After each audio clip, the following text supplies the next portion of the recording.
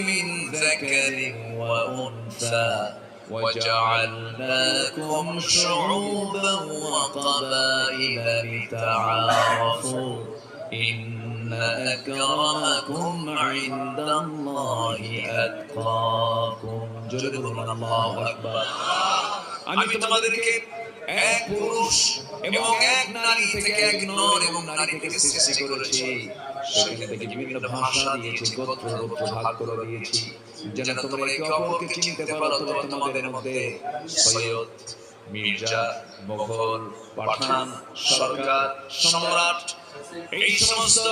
শেখ এই সমস্ত বংশগত পরিচয় আমার কাছে দামি নয় আমার কাছে সেই লোকটাই সবচেয়ে সম্মানিত যে বান্দাটা আমি আল্লাহকে সবচেয়ে বেশি ভয় করে যদি বলি সুবহানাল্লাহ। আমার বন্ধুগণ যেখান থেকে আমি তেলাওয়াত করেছি